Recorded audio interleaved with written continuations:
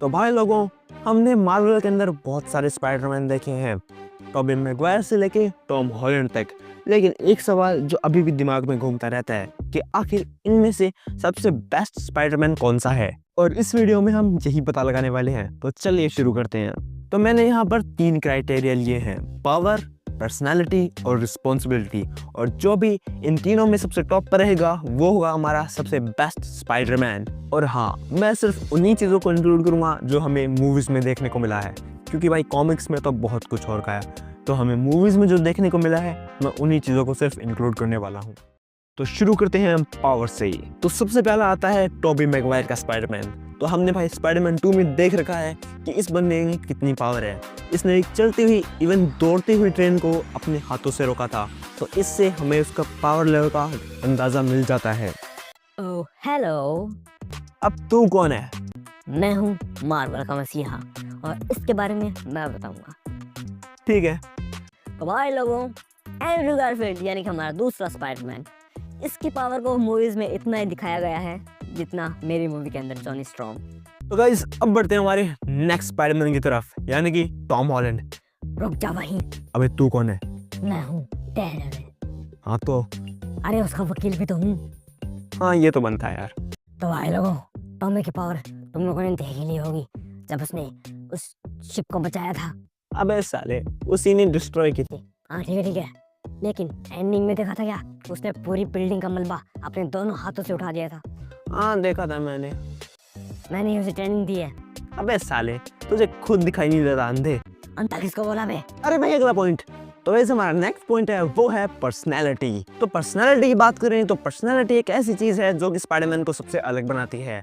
और अगर Tobey Maguire वाले स्पाइडरमैन की बात करें, भाई इसकी पर्सनैलिटी छोड़ो, इसकी तो जिंदगी झंड है। ये जब भी कुछ करना चाहता है तो हमेशा मायूस हो जाता है। भाई जॉब भी वो भी चली गई, एक लड़की मिली वो भी चली गई, एक दोस्त था वो भी चला गया। और भाई इसकी लाइफ में इतनी सारी प्रॉब्लम्स हैं, और जो फ्रेंडली नेबरहुड स्पाइडरमैन वाली जो फीलिंग है वो स्पाइडरमैन में कहीं ना कहीं हमें थोड़ी कम देखने को मिलती है।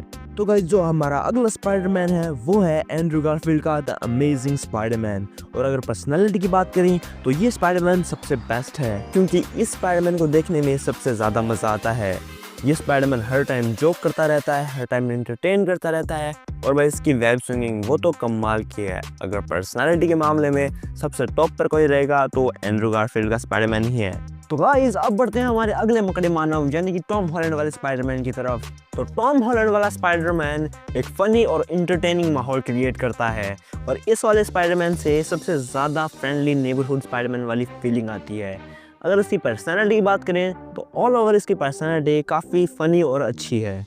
तो गाइस, अब आते हैं हमारे सबसे अंतिम पड़ाव यानी कि आखिरी पॉइंट, द रिस्पॉन्सिबिलिटी। तो बात करें अगर सबसे पहले टोबी मैगवायर वाले स्पाइडरमैन की, तो ये कहना बिल्कुल भी गलत नहीं होगा कि ये स्पाइडरमैन सबसे रिस्पॉन्सिबल स्पाइडरमैन है, क्योंकि ये हमेशा हर सिचुएशन को समझता है और अपना बेस्ट करने की कोशिश करता है। और चाहे कितनी भी बड़ी मुसीबत हो, ये अकेला हमेशा उनसे लड़ने के लिए तैयार खड़ा रहता है। तो अगर रिस्पॉन्सिबिलिटी की बात करें तो सबसे बेस्ट स्पाइडरमैन टोबी मैगवायर का स्पाइडरमैन ही होगा।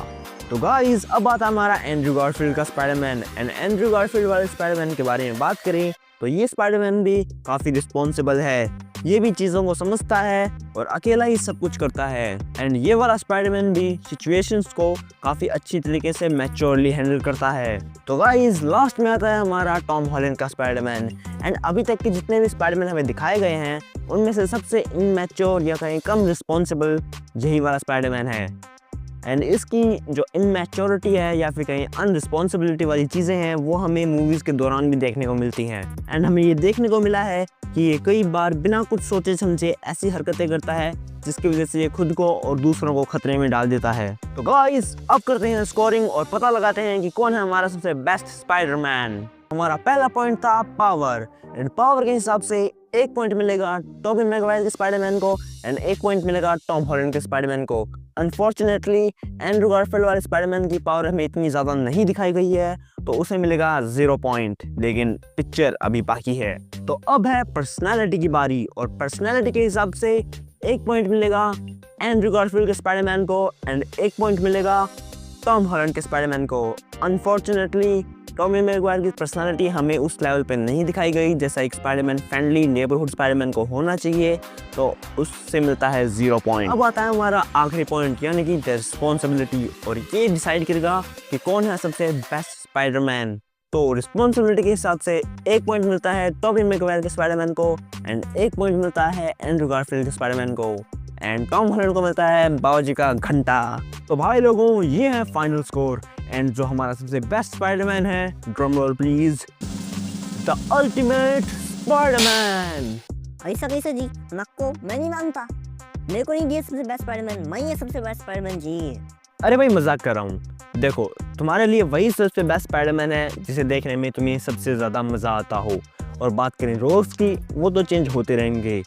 आज टॉम हॉलैंड प्ले कर रहा है स्पाइडरमैन को एंड कुछ सालों बाद कोई और दूसरा बंदा प्ले करेगा क्योंकि टॉम हॉलैंड भी बूढ़ा होगा। और भाई रोल कोई भी प्ले करे लेकिन बस देखने में मज़ा आना चाहिए। एंड इसी के साथ मैं मिलूँ आपसे नेक्स्ट वीडियो में, तब तक के लिए Good afternoon, good evening, and good night.